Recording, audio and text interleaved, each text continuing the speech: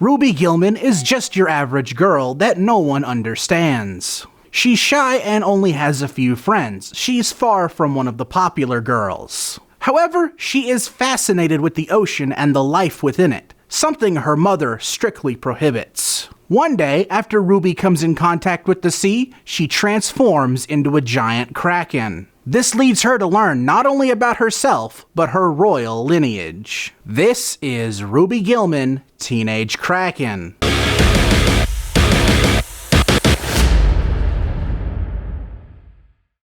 Ruby Gillman, Teenage Kraken is the latest film from DreamWorks Animation, and yet another original animated film that is bombing at the box office. You hate to see it. Which is surprising because last year, DreamWorks was kind of on a hot streak. It may have been only 2 movies, but they were 2 really good and popular movies. So I'm not too sure where DreamWorks lost the interest of the masses with this one. Because Ruby Gillman, Teenage Kraken is a cute little film. The characters and story are endearing and the animation is really fun, but it can definitely feel a bit familiar at times. Almost too familiar.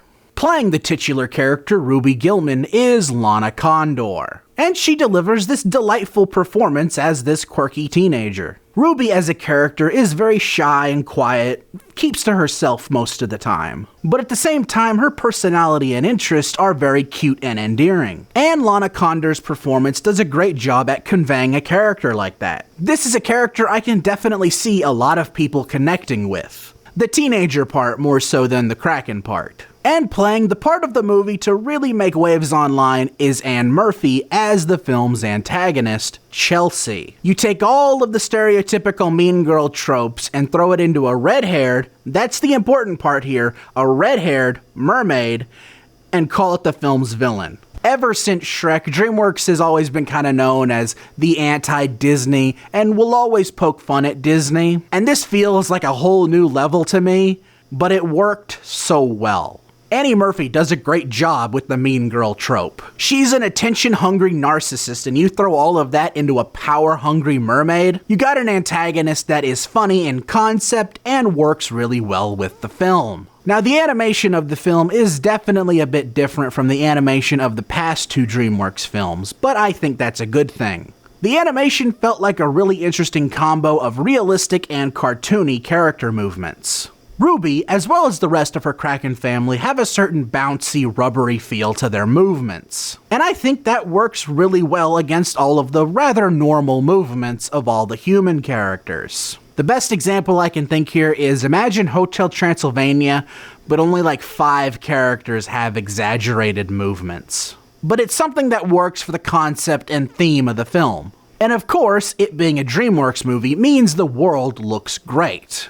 The design of the world and the colors were just really on point to me. Although some of the human character designs are on the weirder side and kind of go against the whole realistic movement thing I was talking about, but whatever. But overall, a really nice looking film that looks great alongside the rest of DreamWorks' catalog. Now this film seemed to be marketed as DreamWorks' answer to The Little Mermaid. They even played the trailer for this film before The Little Mermaid, and the trailer said, "But people love mermaids." Of course they do. People are stupid. Okay, that's funny.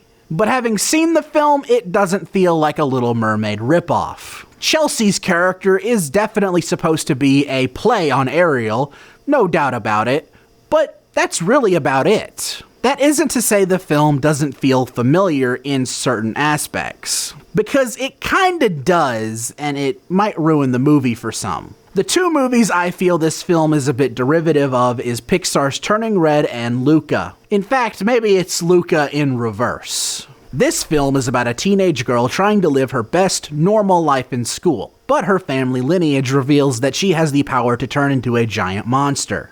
And it's made very clear that only the women in the movie can turn into giant monsters. The main characters of both of these movies even make little presentations for their parents to try to persuade them to go to this big event they know their parents are going to be against. As for the Luca comparisons, it's about a family on land who doesn't want their kids to have anything to do with the sea. Now, I'm not going to come out here and say they ripped these movies off. I'm kind of a benefit of the doubt kind of guy, because when I really think about it, animation takes a long time, and I can believe that Pixar was in production of Luca and Turning Red while DreamWorks was in production of this film.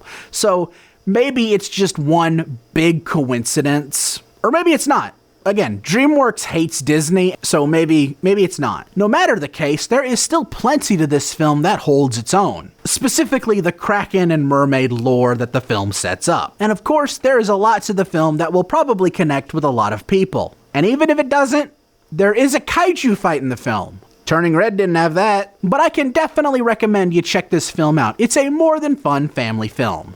Plus, I just think it's a good idea we support this film and Elemental because original animation needs to be seen in theaters. I hope you all enjoyed this review, and if you did, please consider hitting that like button, and if you want to see more, hit that subscribe button and ring that bell to be notified when my next review drops. Oh, and by the way, check out the website. Until next time, I'm Quint Dunaway, hoping you will keep it cinematic.